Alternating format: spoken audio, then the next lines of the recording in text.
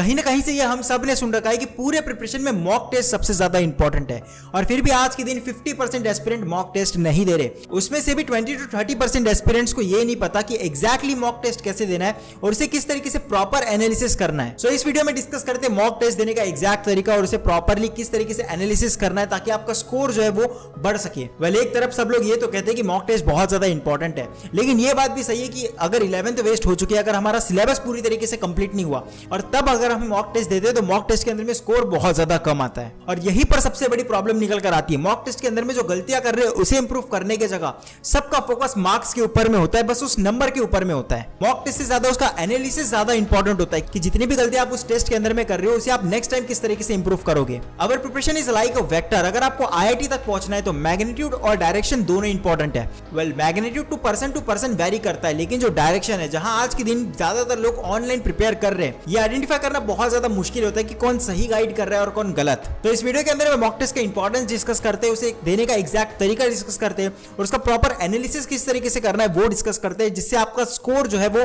Drastically improve हो सके।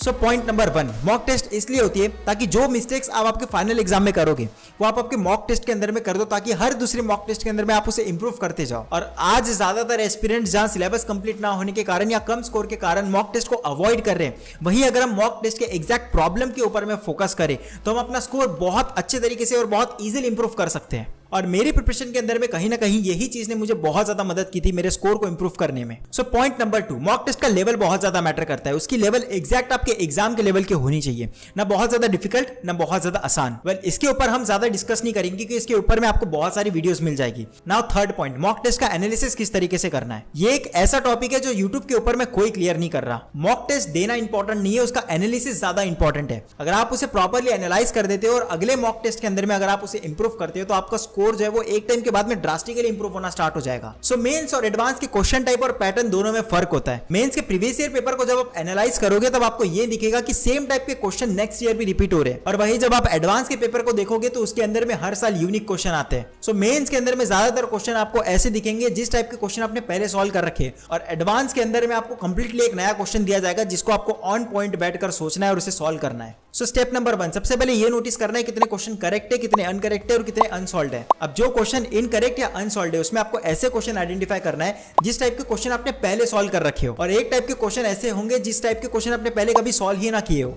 सो जो कैटेगरी नंबर 1 होगी, जिस टाइप के क्वेश्चन आपने पहले सॉल्व कर रखे हो, उसके अंदर में अभी आपको आइडेंटिफाई करना है कि वो क्वेश्चन गलत क्यों हुआ। ज्यादातर इसकी 3 पॉसिबिलिटी निकल के आती है, या तो आपने सिली मिस्टेक की हो, या आपने कैलकुलेशन के अंदर में एरर किया हो, या आपने उस टाइप के क्वेश्चन सॉल्व तो कर रखे लेकिन आपको उस टाइम पे याद नहीं आया। और इसका मेजर प्रॉब्लम निकल कर आता है रिवीजन। और अगर आप सिर्फ और सिर्फ इसी कैटेगरी के ऊपर में फोकस करते हो तो आपका स्कोर जो है वो 50 to 60% इंप्रूव हो जाएगा। सो अगर आपसे सिली मिस्टेक या कैलकुलेशन एरर हो रही हो तो मैं आपको रिकमेंड करूंगा कि जो प्रीवियस ईयर क्वेश्चन होते हैं आपको उसका क्वेश्चन देखे बिना जो सॉल्यूशन होता है उसका सिर्फ कैलकुलेशन पार्ट टाइम बॉन्ड के अंदर में सॉल्व करना है। बट और मॉक टेस्ट कहां से देनी है इसके लिए ज्यादातर मैं आपको ये रिकमेंड करूंगा कि जिस भी पर्टिकुलर इंस्टीट्यूट से आप जुड़े हो उसी की मॉक टेस्ट बेस्ट होगी आज के दिन। और अगर आपने अभी तक कोई बैचेस या इंस्टीट्यूट ज्वाइन नहीं कर रखा so just give me 2 minutes, let me explain something special for you. मैं रिकमेंड करता हूं the best and most affordable platform PW. अगर आप एक प्लेटफॉर्म से जुड़ते हो तो आपका जितना भी स्टडी रिसोर्स है वो स्पेसिफिक होता है और एक सीरियसनेस होती है। आपको बिल्कुल भी ये नहीं सोचना होता कि कौन से रिसोर्स से पढ़े, सारी चीजें टॉप टीचर्स ने ऑलरेडी सेट कर रखी होती है। अगर आप पीडब्ल्यू का कोर्स लेते हो तो ये लोग इनके बैचेस में ऑफर करते हैं live lectures with unlimited view of recordings. So अगर आप कोई लाइव लेक्चर मिस करते हो तो आप उसकी रिकॉर्डिंग भी देख सकते हो और उससे आपका बैकलॉग क्रिएट नहीं होगा। DPPs जिसके video solution in details bye class teachers, तो किसी भी क्वेश्चन में आपको डाउट नहीं आएगा। एंड टेस्ट सीरीज जो एवरी संडे होगी, और आज के दिन में रेलेवेंट टेस्ट सीरीज मिलना बहुत ज्यादा डिफिकल्ट है। रिवीजन को इजी बनाने के लिए ये लोग प्रोवाइड करते हैं short notes, formula sheet and mind maps जो आपके रिवीजन का टाइम डिक्रीज कर देता है। Peer to peer doubt solving will be provided, और ये फीचर मेरे टाइम पे नहीं था। इससे आपको आपके पीयर कंपटीशन का पता लगेगा।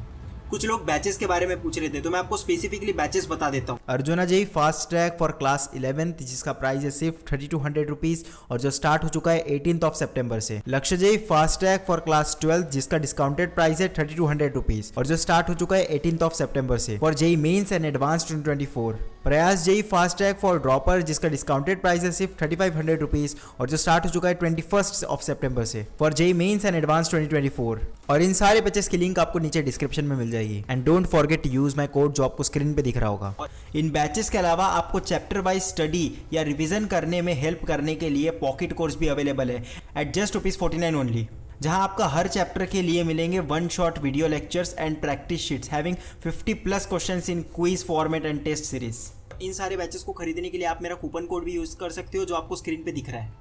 इससे आपको 150 रुपीज़ ऑफ मिलेगा और उससे भी बहुत ज़्यादा इंपॉर्टेंट मैं इन सारे स्टूडेंट्स को पर्सनली गाइड करूंगा। उस 150 के लिए नहीं, लेकिन अगर आपको पर्सनल गाइडेंस चाहिए तो आप मेरा कोड यूज कर सकते हैं। सो अब टॉपिक के ऊपर में वापस आते हैं। इससे आपकी कैलकुलेशन इंप्रूव होगी और आपसे सिली मिस्टेक नहीं हो रही होगी। मैंने मेरे टाइम पे ये इफेक्टिव तरीका यूज किया था जिससे आपकी सिली मिस्टेक और कैलकुलेशन एरर नहीं हो रहा होगा। और अगर आपने उस टाइप के क्वेश्चन पहले सॉल्व कर रखे हो लेकिन अगर आपको वो उस समय पे याद नहीं आया तो इसके लिए आपको रिवीजन बढ़ाने की जरूरत है। आपको आपके मॉक टेस्ट से पहले जितने क्वेश्चन आपने उस टॉपिक के ऊपर में सॉल्व कर रखे उसे एक बार रिवाइज करके जाना है। अब आती है कैटेगरी नंबर 2, जिस टाइप के क्वेश्चन आपने पहले सॉल्व ही ना कर रखे हो। अगर आप सिर्फ और सिर्फ मेन स्पेसिफिक स्टूडेंट हो तो इस कैटेगरी को इंप्रूव करना थोड़ा डिफिकल्ट होता है। सो इसे ओवरकम करने के दो ऑप्शन है।